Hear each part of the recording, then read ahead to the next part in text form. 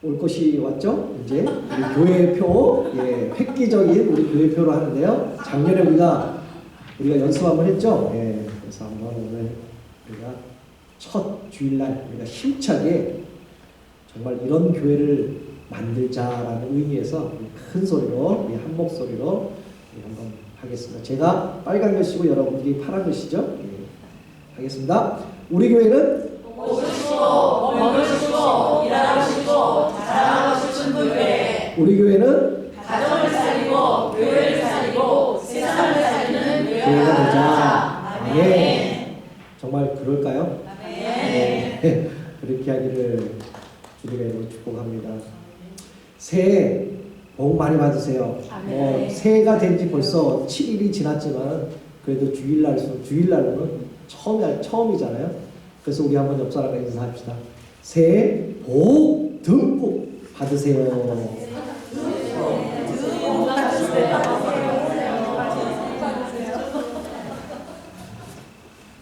예, 우리가 오늘 첫날에 이렇게 만났는데 우리가 사실 횟수로는 1년 만에 만나는 거예요. 1년 만에. 한 주 만에 만나는 거지만 그래도 해가 바뀌어서 1년 만에 만나는 겁니다. 그래서요, 제가 올해 여러분들에게 큰 축복의 의미로 세배를 또 할 겁니다. 그래서 함께 새해 복 많이 받으시기를 바랍니다. 자, 새해 복 많이 받으세요.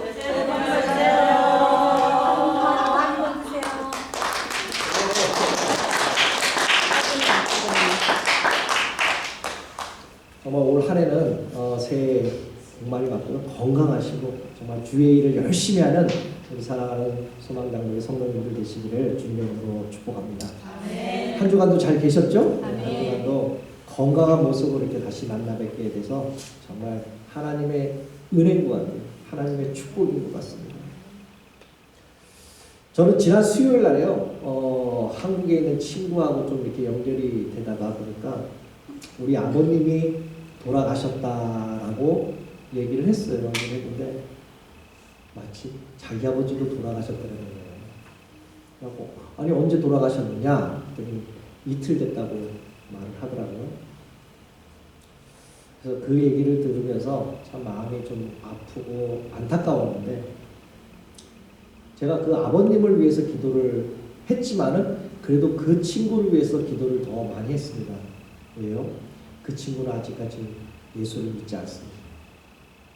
아직까지 평생간 그 교회를 가보지를 못한 사람입니다. 그래서 그 친구애가 좀 불쌍하기도 하고 좀 이렇게 하는데 요즘은요 이렇게 가끔가다 통화를 하면 그 친구의 마음이 조금 열린 것 같아요. 그래서 야 내가 기도해 줄게. 너 이렇게 해갖고 은혜를 받을 수 있어. 축복 받는 거야. 그러면 아멘이라고 얘기를 해요. 그래서 너무나 감사하지 않나라는 그런 생각을 해봅니다. 친구 아버님은 좀 돌아가셔서 섭섭하고 안타깝지만은 그래도 하나님을 믿고 예수님을 잘 섬기고 교회를 잘 섬기다가 본향으로 가셨잖아요. 천국으로 가셨잖아요. 그래서 저는 좀 큰 위로가 좀 되지 않았나 생각합니다. 사랑하는 성도 여러분, 오늘도 육신의 병으로 인해서 힘들고 인해서 이렇게 교회를 못 나오신 분도 있잖아요. 여러분들 육신의 병으로 너무나 힘듭니다. 요즘 세상은. 또한 경제적인 문제로도 힘듭니다. 또한 가정의 문제로도 힘들어요. 자녀의 문제도 힘들죠. 더 나아가서 신앙생활에, 믿음생활에 문제도 있습니다. 이렇게 힘들고 어렵고 때로는 하나님께서 내 기도를 들어주시지 않나? 정말 들어주시고 계신가? 라는 그러한 의심도 할 때가 있잖아요. 때로는 하나님을 원망할 때도 있고.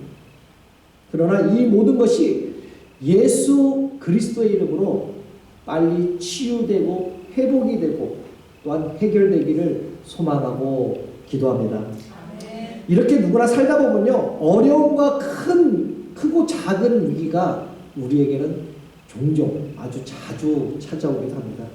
그렇다고 이 위기가 왔다고 해서 다 화를 입고 피해를 당하는 건 아니잖아요. 도리어 위기로 인해서 더 큰 축복을 받는 사람들도 있습니다. 이때 중요한 것은요, 우리가 어떤 태도로 그 위기, 그거를 극복하느냐라는 것이죠. 바른 태도를 가지면 위기가 축복으로 돌아올 수 있습니다.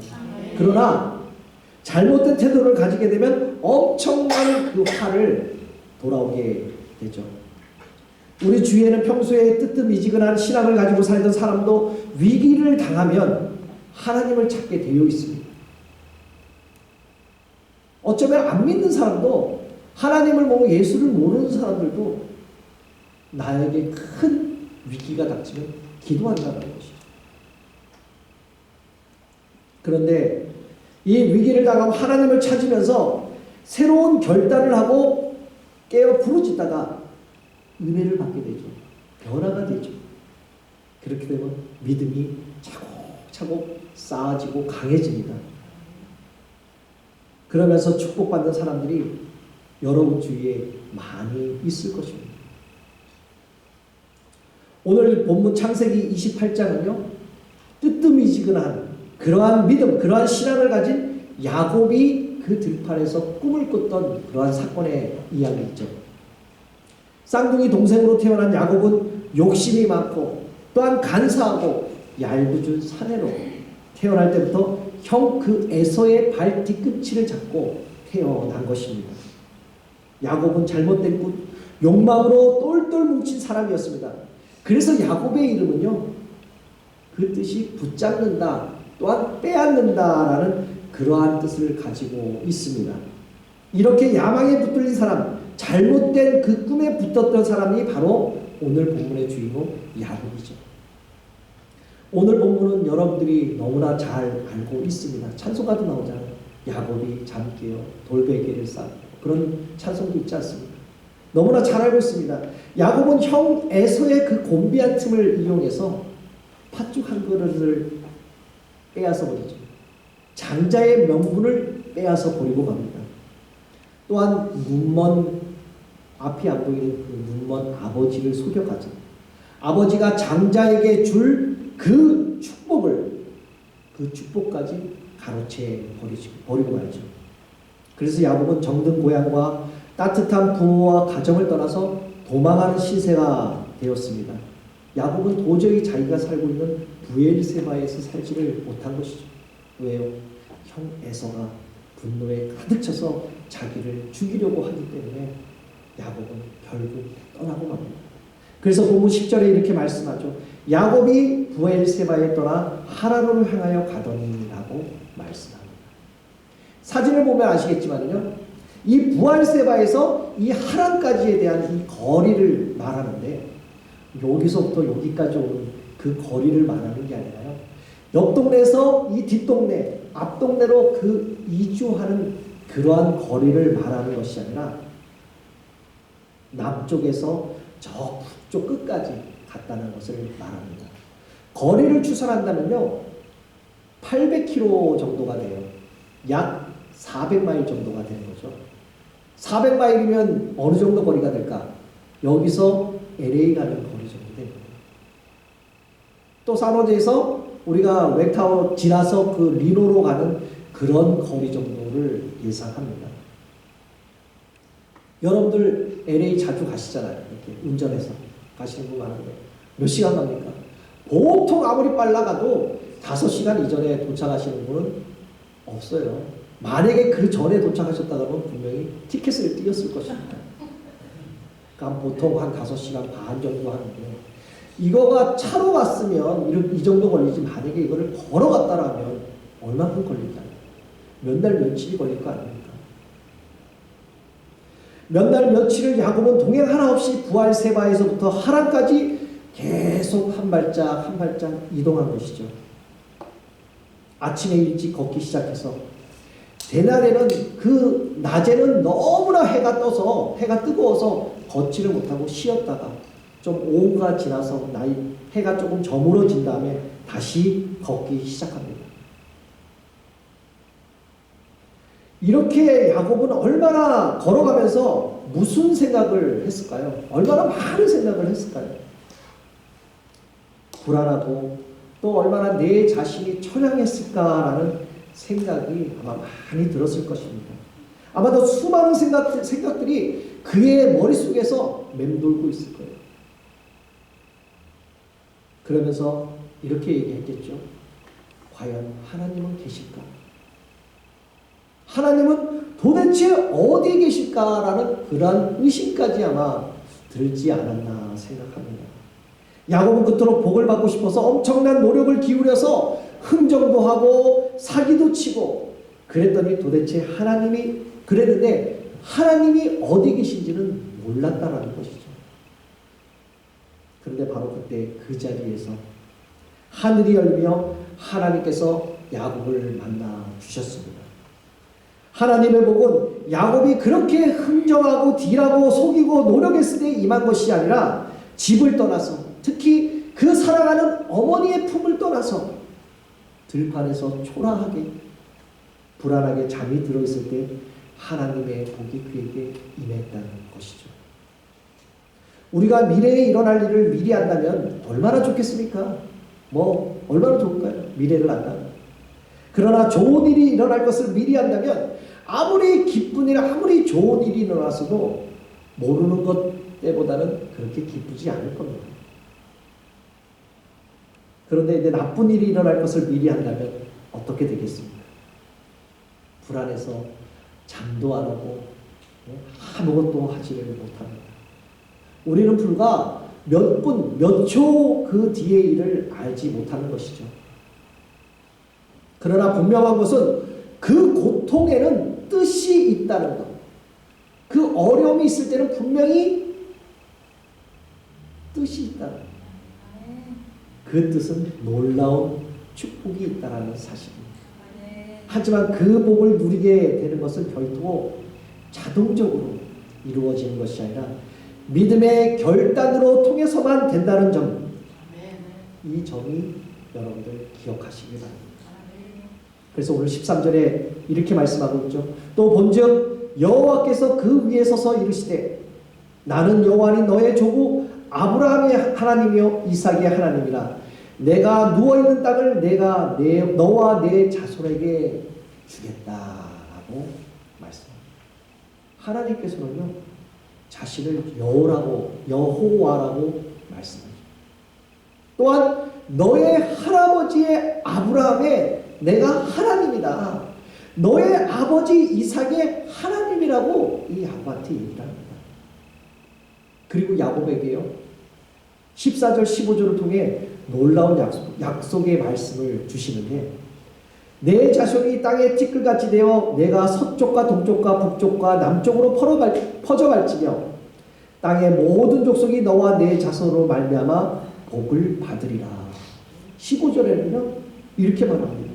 내가 너와 함께 있어 내가 어디로 가든지 너를 지키며 너를 이끌어 이 땅에 돌아오게 할지라. 내가 내게 허락한 것을 다 이루기까지는 너를 절대로 떠나지 않겠다라는 이러한 약속을 주시는 것이죠.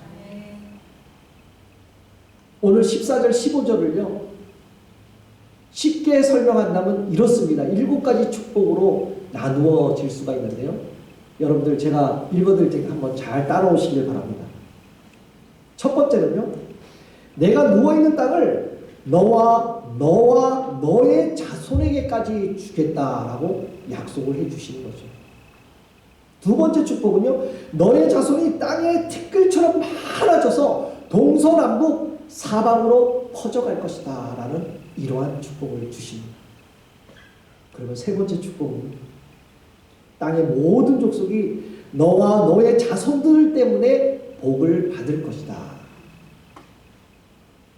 그리고 나는 너와 함께 할 것이다 라고 축복하십니다. 다섯 번째는요, 내가 어디를 가든지 내가 너를 지켜줄 것이고 내가 너를 이끌어 이 땅에 돌아올 것이라고 이렇게 축복을 해주시죠. 그리고 마지막 축복은요, 내가 너에게 이 모든 이 6가지에 대한 이 축복의 약속을 이루어질 때까지 나는 너를 결코 떠나지 않겠다라는 이러한 축복을 주시는 거죠. 얼마나 놀라운 그 하나님의 약속입니까? 얼마나 놀랍습니까? 이 약속들을요, 이 7가지의 이 약속들을 한마디로 정리하면요, 나는 내가 죽을 때까지 너와 함께 하겠다라는 뜻입니다. 야곱은 이 약속을 과거를 보는, 자기 그 과거를 보는 눈이 아니라 내일을 보고 미래에 보는 눈이 달라진 것이죠. 바로 그의 눈이 열린 것입니다. 내가 누워있는 이 땅, 바로 이 땅을 너와 내 자손에게 줄 것이라는 그 내일에 대한 소망이 이 야곱한테는 열린 것이죠. 그렇다면 우리가 생각해 볼 게 있잖아요. 왜 하나님께서 야곱이 이토록 외롭고 힘들고 정말 하나님을 원망할 때, 그럴 때 야곱을 만나 주시는 겁니다. 좀 편안할 때, 만나 주시면 얼마나 좋겠습니까? 꼭 이럴 때 꼭 왜 만나 주실까? 진작에 나타나셔서 형 에서를 꾸짖으면서 너가 잘못됐어. 야곱한테는 그래 네가 잘했어, 네가 옳다라고 이렇게 보호해 주셨으면 얼마나 좋았을 것입니까? 왜 이렇게 실패하고 도망하는 그 처량한 신세가 되었을 때 하나님께서는 야곱을 만나 주셨을까요? 그것은 바로 지금이야말로 야곱이 진정으로 하나님을 만날 수 있는 그 마음의 자세가 되었기 때문에 그때 만나 주셨다는 것이죠. 그런데 하나님의 복은요, 결코 우리가 열심히 해서 얻어지는 것이 아닙니다. 하나님의 복은요, 내가 열심히 한다고 축복을 받는 게 결코 아니라는 것이죠. 만약 우리가, 여러분들이 교회에서 열심히 봉사하고 열심히 해요. 하나님의 복을 받고 은혜를 받았다면 그것은 더 이상 은혜가 아니라 하나님이 주시는 대가밖에 안 된다는 것이죠. 그렇다면 어떻게 하면 하나님의 복을, 진정한 하나님의 축복을 받을 수 있을까? 언제 하나님께서 나에게 복을 주실까? 언제 복을 받을 수 있는 것일까? 사실 하나님은요, 항상 우리에게 축복으로 다가오고 계십니다. 지금도 복을 주셨잖아요. 그래서 이 자리에 오시지 않으셨습니까? 그런데 우리가 그 축복을 주시는 것을 우리가 알지 못하고 깨닫지 못할 뿐이죠. 하나님께서는 매월, 매일, 매 시간, 매 초마다 우리에게 축복을 주신다는 사실입니다. 사랑하는 성도 여러분, 하나님의 축복은요, 내가 추구하던 방식을 버리고 나의 참모습을 가리고 있던 그 가면을 벗어버릴 때, 주님 앞에 진실하고 간절한 마음으로 나올 때 그때 복을 주신다는 사실입니다.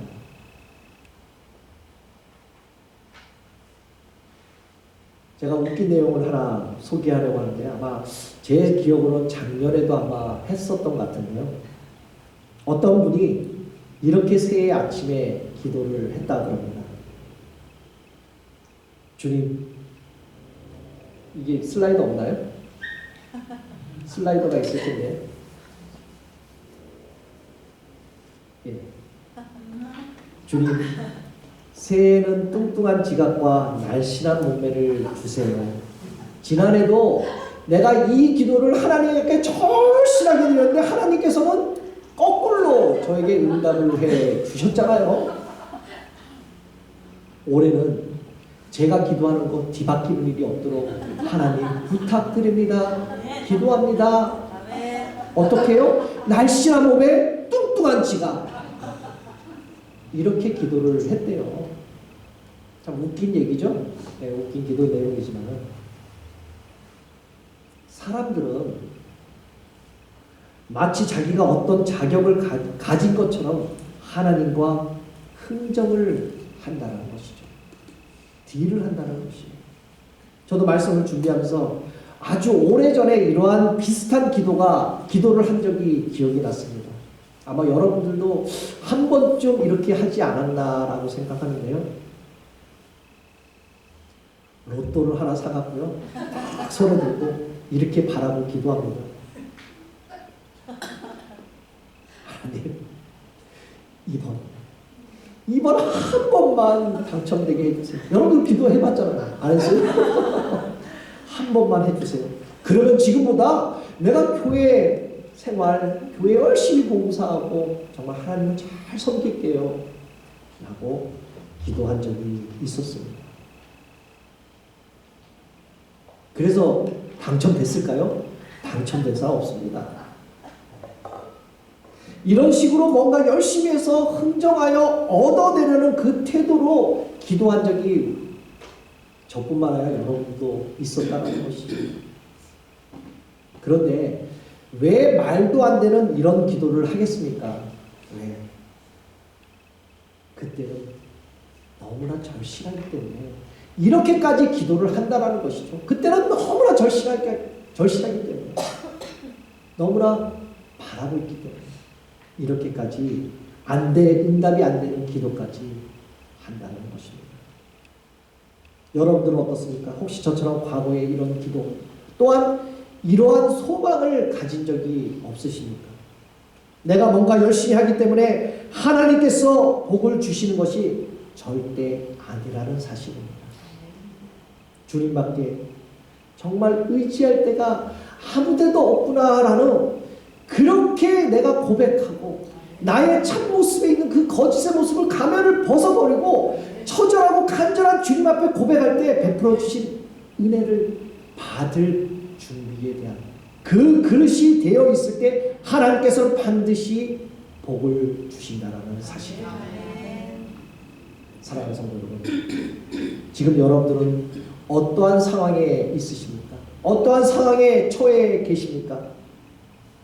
지금 온 세계가 어렵다고 난리 났잖아요. 전쟁도 심하고 또한 물가 상승으로 힘들고 어쩌면 나에게 임한 그 어떤 어려움 때문에 그 큰 고통과 큰 불행 때문에 어렵다고 좌절하고 포기할 때가 있지 않습니까? 그럴 때마다 여러분들 포기하지 마시기 바랍니다.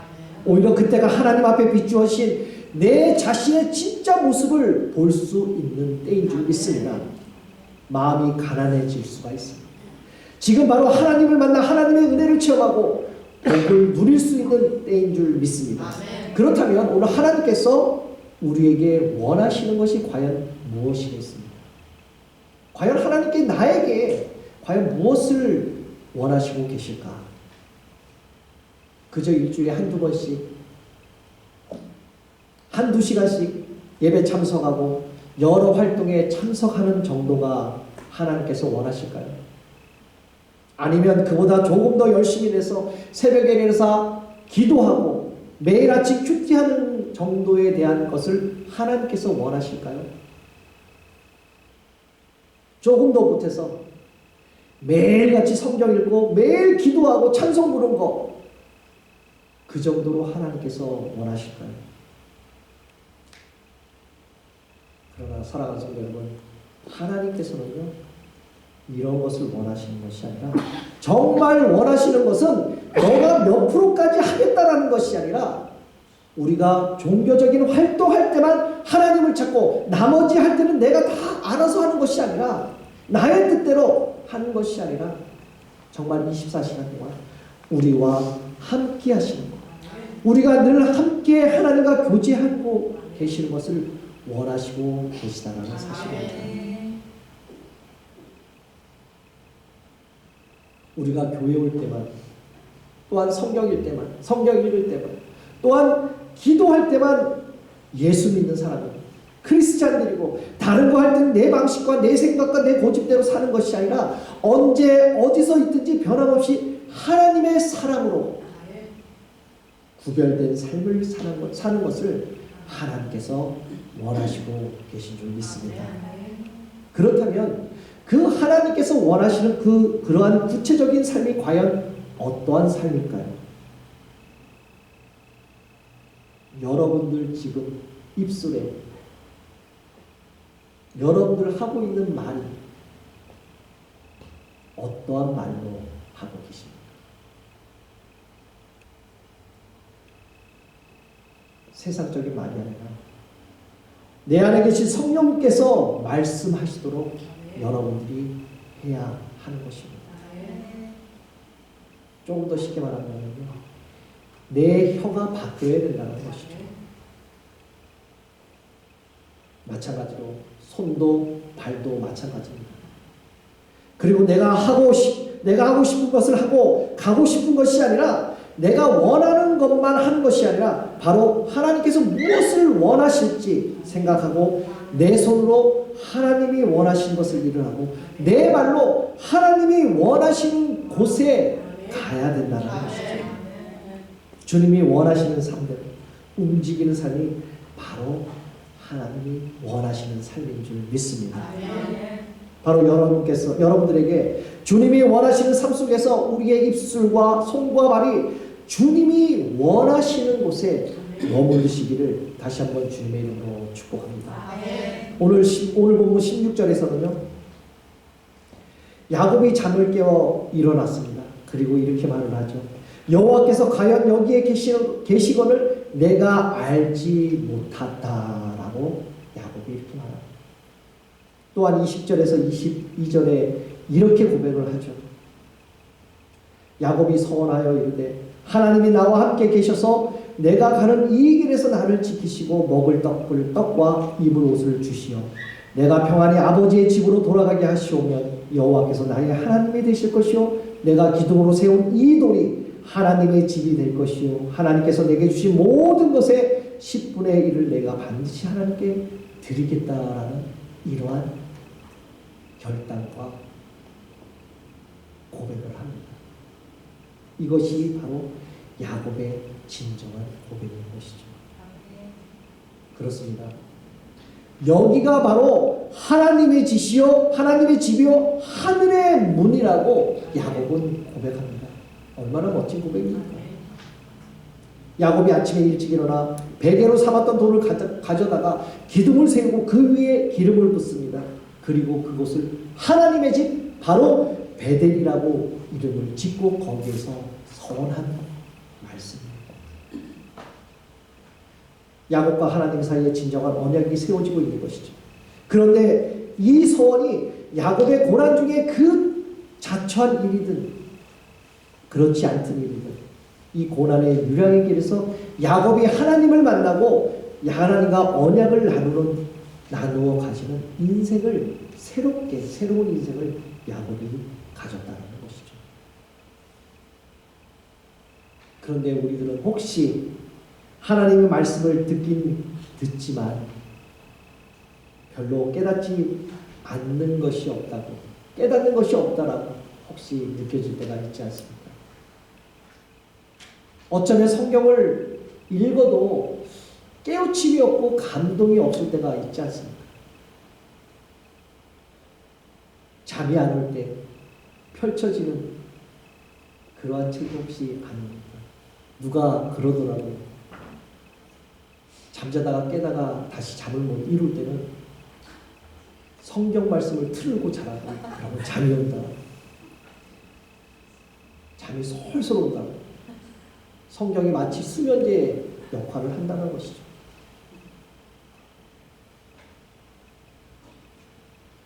도대체 뭐가 문제일까요?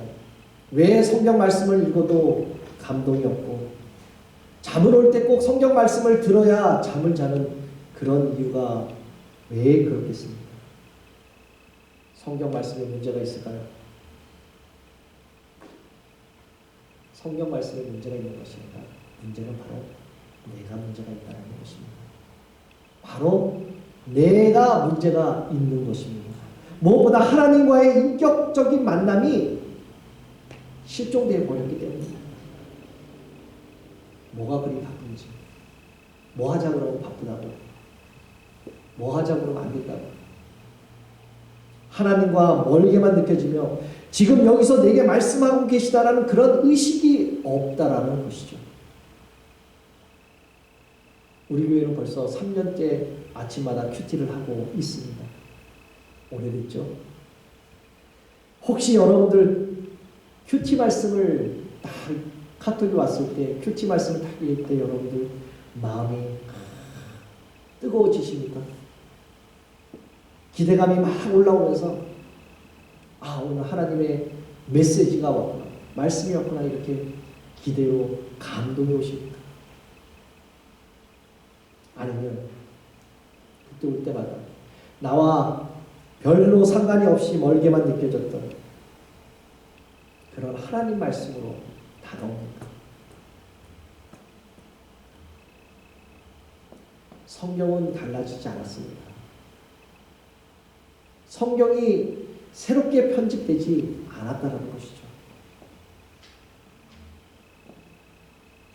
바로 내 마음이 달라지고 내 마음이 변했기 때문에 감동이 없고 수면제의 역할을 하고 별로 하나님의 말씀이 그렇게 와닿지 않는다는 것이죠. 하나님께서 허락하신 어려움을 통해서 내 자신을 돌아보며 하나님을 향해 간절한 마음을 가지시기를 주님의 이름으로 축복합니다. 사랑하는 성도 여러분, 우리의 삶에 때로는 어려운 상황이 벌어질 때가 많습니다. 그럼에도 불구하고 저와 여러분에게 간절한 마음이 생길 수 있는 환경을 만들어 주시고 우리를 변화되게 하나님께서 반드시 도와주실 줄 믿습니다. 지금 겪고 있는 그 재정적인 어려움들, 또 육신적으로 당한 그 고통들, 이러한 것들이 재앙이 아니라 원망이 아니라 또 개인적으로 찾아온 또 그 시련들이 오히려 나에게 찾아온 그 하나님의 은혜의 통로임을 믿으시기를 주님의 이름으로 축복합니다. 하나님께서 우리에게 요구하신 건 결코 완벽한 것은 아닙니다. 하나님께 나와 있으면 간절한 마음, 그 가난한 마음, 그 애통하는 마음을 원하시고 계실 줄 믿습니다. 그럴 때마다 그곳이 놀라운 하나님의 말씀을 깨닫는 하나님의 집, 바로 베델이 되고 하늘에 들어가는 문이 되고 그 약속을 붙들고 믿음의 결단을 내리는 장소가 될 줄 믿습니다. 사랑하는 성도 여러분, 오늘 본문 15절은 이 말씀이 여러분들에게 큰 힘이 되고 큰 능력이 되는 말씀인 줄 믿습니다. 우리 함께 같이 한번 읽어볼까요? 시작. 내가 너와 함께 있어 내가 어디로 가든지 너를 지키며 너를 이끌어 이 땅으로 돌아오게 하시라. 내가 내게 허락한 것을 다 이루기까지 너를 떠나지 아니하리라 하시니라. 아멘. 믿어지나요? 아멘. 좀 어렵나요? 이거를 좀 새롭게, 좀 쉽게 한번 제가 같이 읽어보도록 하겠습니다. 하나님이 주시는 확실한 축복, 오늘 본문 15절인데 올 2024년 이 말씀을 붙들고 살아가시기를 바랍니다. 한번 우리 다 같이 한번 더 입술로 고백하는데요. 이 가로 안에는 자기의 이름을 넣는 거예요. 자기, 재성이다, 명희다, 이런 식으로 자기 이름을 넣는, 우리 같이 이렇게 고백하면서 하나님의 축복을 기대하면서 우리 한번 읽어볼까요? 시작. 재성이가 어디로 가든지 함께 하시는 하나님을 보고 재성이를 지키고 이끌어 이 땅으로 돌아오게 하시는 하나님을 보고 재성이에게 허락하신 것을 다 이루기까지 재성이를 떠나지 않으시는 하나님을 보고 믿고 의지합니다. 아멘. 여러분들 이 말씀을 붙들고 올 한 해 살아가시길 바랍니다. 아멘. 분명하게 하나님은 그렇습니다. 우리들에게 너가 어디로 가든지 하나님이 함께하겠다. 내가 너와 함께하겠다. 이 모든 약속을 이루어질 때까지 나는 너를 결코 떠나지 않겠다는 하나님의 축복의 말씀인 것입니다. 올 한 해 이 말씀을 붙들고 살아가시기를 바랍니다. 아멘. 이것이 바로 하나님의 축복인지를 주님의 이름으로 축복합니다. 아멘. 이제 말씀을 맺겠습니다. 우리의 삶은요, 좀 모자란 삶이면 어떻습니까? 좀 화려하지 않고 돈이 좀 없으면 어떻습니까? 가진 것이 적고 좀 부족해도 감사하며 그런 사는 삶이 그 좀 복된 삶이 아닐까요? 내게 주신 작은 힘을 나누어 주는 삶. 이것이 나의 삶의 행복인 것이다. 우리가 신앙생활하면서 어려운 일 많잖아요. 눈물 날 일 많잖아요. 얼마나 많았습니까 그동안. 억울한 일도 또 많았잖아요.